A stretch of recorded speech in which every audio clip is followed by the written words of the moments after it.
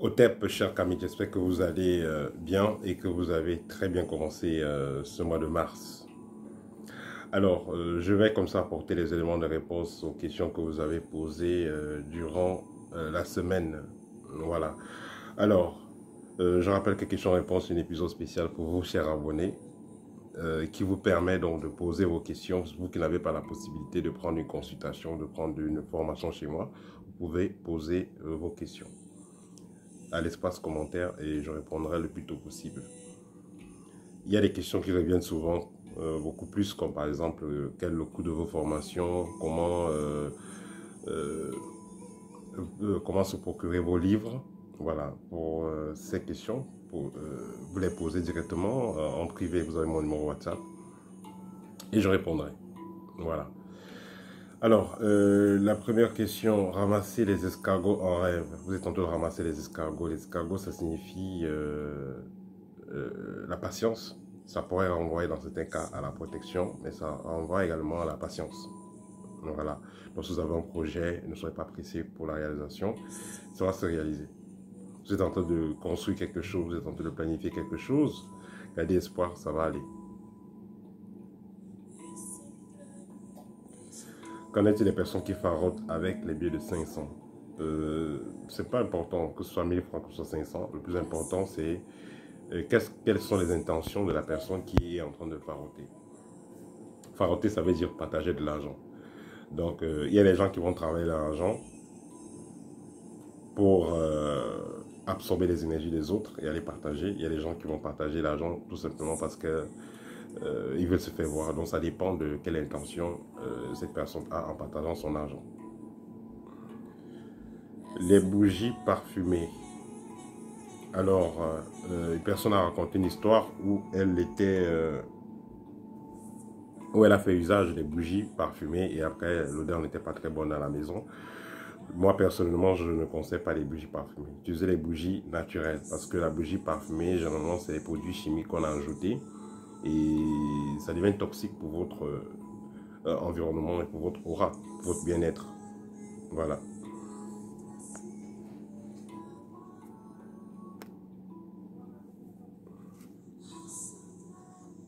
Le pouvoir spirituel du lézard. Vous savez, il y a des petits lézards qu'on va retrouver à l'intérieur de la maison. Il y a les lézards qu'on va retrouver dehors. Il y a les lézards serpents. Il y a les lézards avec tête rouge. On passe sur les magouillas. Deux on fait les pompes là. Vous voyez ça sur les clôtures. Il fait chaud, ils font les pompes. Voilà. Tous ces lézards là ont des utilisations très différentes. Tous ceux qui font, c'est un rituel entre guillemets traditionnel. Il y a des rituels d'envoûtement très puissants qui se font par exemple à la tête du margouillat, le lézard qui a la tête rouge là, qui fait les pompes. Ça fait des envoûtements très puissants, mais ce pas les choses que je recommande.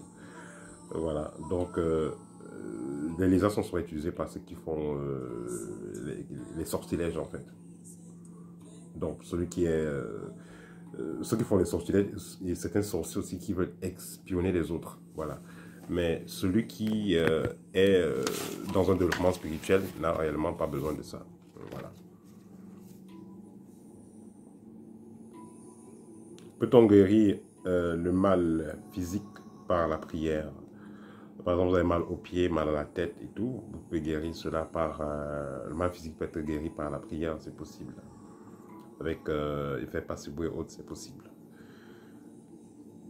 Cependant, en Afrique, il existe des rituels qui permettent de résoudre des problèmes physiques. C'est-à-dire, par exemple, les accidents et tout ça.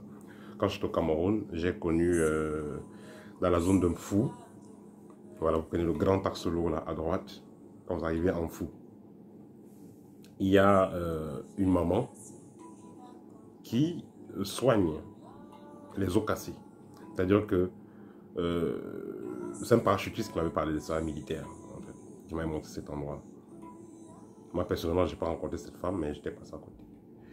Et il y a des moments que les parachutistes font, quand ils font les cascades là, il y a que le parachute ne s'ouvre pas bien, il y a un qui casse les pieds et tout ça. Et on amenait ces gens-là chez la maman là. Qu'est-ce qu'elle fait? Elle te demande d'acheter un coq. Elle va te travailler avec le coq et après elle va casser la patte du coq et tu pars. dès que le coq sera guéri, tu seras guéri. Voilà. Et après, libère le coq dans la nature. Il y a des pratiques comme ça. Comment demander de l'aide, comment prier, comment demander de l'aide à l'univers? Alors, vous voulez demander de l'aide à l'univers. La première des choses à faire quand vous voulez demander de l'aide à l'univers, c'est augmenter votre taux vibratoire. Parce que l'univers ne connaît que le langage du taux vibratoire. Un instant. Voilà, l'univers ne connaît que le langage du taux vibratoire et de l'énergie.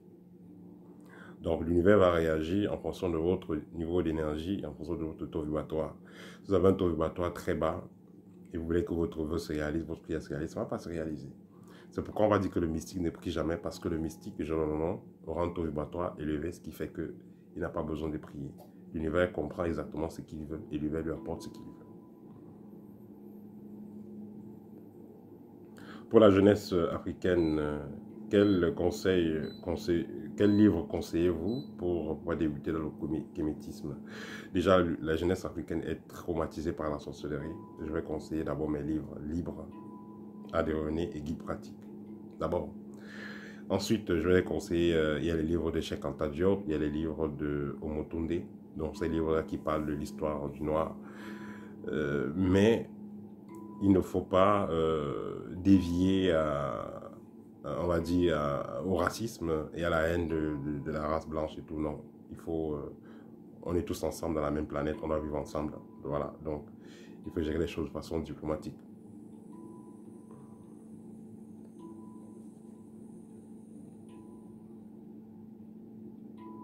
Le jugement dans le Femla, comment ça se passe? Alors, je vais faire une vidéo dessus en semaine, je vais parler du Femla encore. Mais ce qu'il faut noter déjà, c'est que ceux qui font le Femla, c'est quoi? C'est les ventes et les âmes. Ceux qui font ces pratiques-là sont des gens bien préparés. Ils ont également des lois là-bas qu'ils respectent et qu'ils appliquent. Si vous ne connaissez pas les lois, vous pouvez tomber dans les pièges et ils pourront vous frapper. Mais si vous connaissez les lois, vous n'allez jamais tomber dans les pièges et ils ne pourront jamais rien avec vous.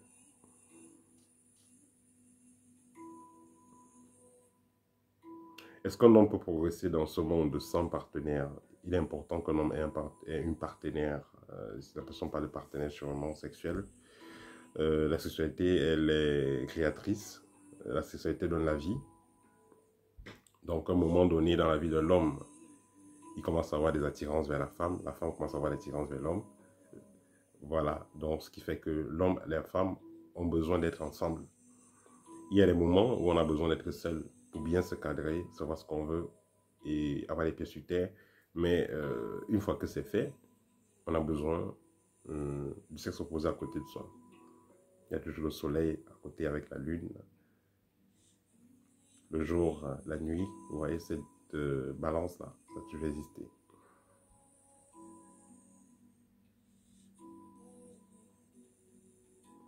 Rêver de chercher sa chaussure, ça veut dire que ça c'est un vol d'étoiles. Voilà, ça c'est un vol d'étoiles carrément. Une personne qui est en train de rechercher sa chaussure. C'est une personne qui est victime d'un vol d'étoiles. Voilà, rêver de une personne qui rêve donc qu'elle cherche sa chaussure ou ses paires de chaussures ou qu'on a volé ses chaussures, c'est un vol d'étoiles. La chaussure renvoie à votre avenir, à votre destinée. Voilà. Donc, dans ce cas, qu'est-ce qu'il faut faire? Il faut tout simplement remonter votre taux vibratoire et faire un peu plus de libération, demander de la guidance à vos ancêtres et on vous dira exactement ce qu'il y a lieu de faire ou on va vous guider vers une personne adéquate pour vous aider. Un esprit veut entrer avec toi. Un esprit veut entrer en contact avec toi. Qu'est-ce que tu peux faire? Alors, l'esprit va entrer en contact avec toi. Toujours, tu augmentes ton taux vibratoire pour savoir quel type d'esprit c'est. Parce que si c'est un esprit de fréquence basse, la connexion sera... Vous ne pourrez plus entrer en contact. Ou alors, vous aurez le contrôle dans le contact. Si c'est un esprit de fréquence haute, ça sera plutôt facile. Rêver de prendre son bain dans un lieu public. Ici, ça veut dire que vos ancêtres vous demandent de vous purifier, mais pas à la maison. Donc, il y a une mauvaise aura en vous, il y a une mauvaise énergie autour de vous. Et en vous dégageant, si vous vous purifiez dans la maison, cette énergie négative va rester toujours aux environs et va revenir vers vous. Donc, on vous demande d'aller faire la purification loin.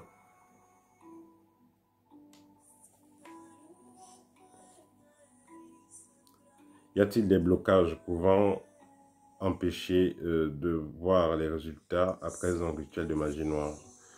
Vous avez été victime d'un rituel de magie noire, vous avez fait des purifications, mais est-ce qu'il y a des choses qui peuvent faire que vous ne puissiez pas être, disons, voir les résultats? C'est possible. Il faut noter que quand vous avez fait un rituel pour vous débarrasser de la magie noire ou des énergies négatives, quand vous avez fait ce type de rituel, ensuite, il sera important de conserver le taux vibratoire haut. Il sera important de vivre avec en suivant certaines règles. Parce que si vous, après vous avoir fait la purification, de libération de magie noire, vous continuez à vivre comme d'habitude, alors cette énergie négative revient et vous n'aurez pas les résultats. Voilà.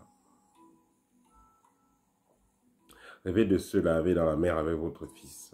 Voilà, vous devez faire une purification avec l'eau de mer. La Shekinah et Mami Wata, est-ce que c'est pareil? Non. La Shekinah, chez les religieux, on va dire c'est le visage de Dieu.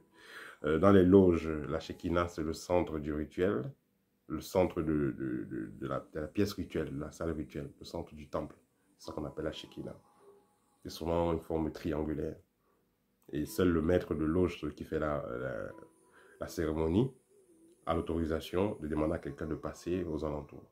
Sinon, personne ne doit passer aux alentours. C'est hautement vibratoire. C'est pour les choses là-bas dans les loges. Hein.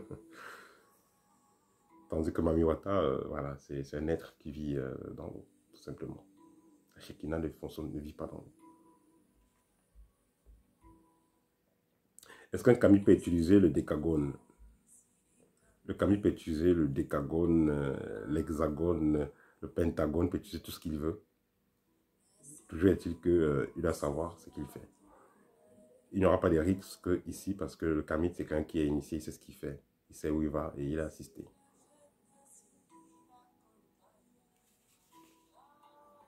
Comment purifier le sexe de la femme? Il y a les bains de vapeur, ça purifie. Il y a même la méthode qui est simple, la Lose Vera. Ça purifie, que ce soit physique, que ce soit de façon physique, que ce soit de façon énergétique. La Lose Vera, ça purifie, exactement. Il suffit tout simplement de... pour une femme, elle va prendre quelques feuilles d'aloe vera, voilà, et elle va... un instant, lumière... Voilà, pour une femme, qu'est-ce qu'elle va faire? Elle va tout simplement prendre les feuilles d'aloe vera, elle va écraser, ou alors la sève tout simplement, et elle va mettre dans sa matrice avant de dormir. Voilà. Il y a un petit problème d'éclairage là.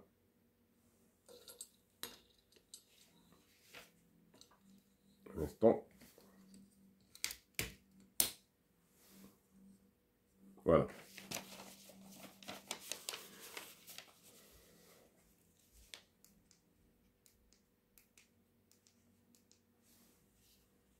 Question suivante. Un enfant de 1 an se réveille en pleine nuit et les yeux fermés, il se met à pleurer. Alors, l'enfant n'a pas besoin d'ouvrir ses yeux pour voir ce qui se passe parce que l'enfant, généralement, a un troisième œil beaucoup plus ouvert, beaucoup plus actif qu'une personne qui est adulte. Voilà. Donc, ce qui fait que avec les yeux fermés, il peut ressentir et voir les présences et les énergies qui environnent. Ici, une personne dit qu'elle a rêvé, elle n'arrivait pas à traverser la rivière. Et ensuite, elle a vu une célébrité qui est venue l'aider. Alors, traverser la rivière, c'est quoi? C'est passer une épreuve, passer une étape. La célébrité, c'est un génie. Donc, c'est-à-dire que il y a un génie auquel vous êtes lié. Ça peut être un génie de famille et tout ça. Et qui est disponible à vous aider dans le plan astral. Qui est disponible à vous aider pour votre évolution. Voilà ce que ça veut dire, tout simplement.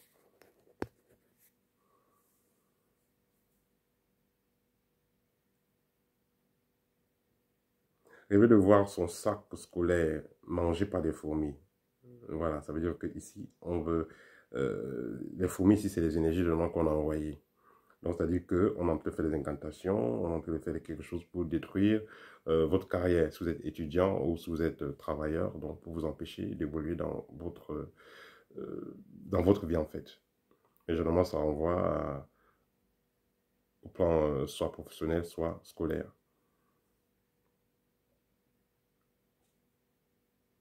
Peut-on faire une libation avec la terre de la maison? Vous savez, la terre de la maison, c'est assez délicat, surtout les terres des caveaux familiales et autres. Avant de l'utiliser, il faut bien se préparer parce que vous serez en contact avec les esprits de la famille. Les esprits de la famille qui sont dans le bas et les esprits de la famille qui sont dans le haut. Donc les ancêtres et les morts. Ce qui fait que s'il y a quelqu'un dans la famille qui travaille avec les esprits du bas astral ou alors les esprits négatifs mais liés à votre famille, il pourra facilement vous contrôler avec cette terre que vous avez pris vous-même. Donc faites attention.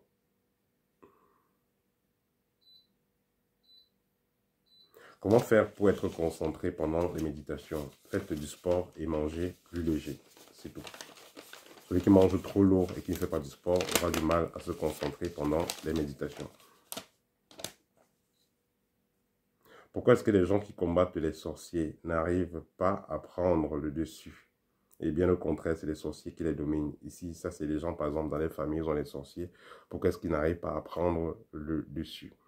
Pour qu'ils n'arrivent pas à gagner, justement parce qu'ils ne savent pas ce qu'ils sont en train de faire. Ils pensent que pour combattre le sorcier dans la famille, il faut aller à l'église. Allez à l'église, allez prier, allez jeûner. Le sorcier maîtrise ça, vous n'allez jamais gagner. Parce que vous ne faites pas ce qu'il faut faire. Ce qu'il faut faire, c'est quoi? Quand il y a le sorcier dans la famille, il faut suivre vous-même une voie initiatique, matique. Ça vous permet de comprendre ce qu'il fait, pourquoi il le fait. Et là, vous allez pouvoir le battre dans son propre jeu, tout simplement.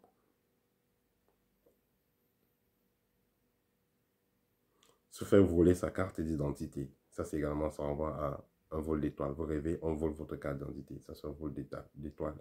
Voilà, ou un échange d'étoiles. C'est pas bon du tout. Peut-on demander les enfants aux ancêtres? Et peut-on faire venir les ancêtres méritants? C'est possible de faire venir les ancêtres méritants, mais ça peut être aussi assez coûteux. Voilà, ça peut être aussi assez coûteux. C'est-à-dire que ça peut vous apporter des problèmes. Parce qu'il faut comprendre que l'enfant qui naît, la vieille âme qui vient avec un ancêtre méritant, c'est une vieille âme déjà. Voilà. Donc elle vient avec un bagage très lourd, et des énergies très lourdes. Et si vous n'êtes pas prêt pour gérer ça, ça va vous déranger. Et l'enfant qui vient manipule la façon qu'il va venir. Il manipule même la situation des parents. Il y a les enfants, dès qu'ils viennent là, les parents se séparent. Il y a les enfants, dès qu'ils viennent là, un parent décède. Il y a les enfants, pendant qu'ils viennent, même l'enfant, la maman décède à l'hôpital directement. Donc voilà, donc c'est assez délicat. Parfois, il faut laisser la nature faire les choses. Mais toujours est-il que vous devez vous préparer à faire venir un enfant qui a une fréquence haute. Disons, un ancêtre qui a une fréquence haute. En quoi faisons? En contrôlant votre taux vibratoire avant et pendant la grossesse. Et c'est tout. J'ai fait une vidéo comment préparer sa grossesse. Voilà, référez-vous à cette vidéo-là et vous aurez plus d'informations. Parce que vous ne pouvez pas vivre n'importe comment et vous voulez qu'un enfant qui ait une fréquence très élevée vienne dans la famille. Voilà, si vous n'êtes pas prêt, ça sera très difficile pour vous. Donc autant mieux bien vous préparer et laisser les choses se faire naturellement. Voilà, c'était tout pour aujourd'hui. N'hésitez pas, si vous avez besoin d'une consultation ou l'un de mes livres, guides, pratiques, art de rayonner ou même l'une de mes formations, n'hésitez pas. Au TEP et à très bientôt. Partagez et likez. Ça va aider à faire grandir la chaîne. Au TEP.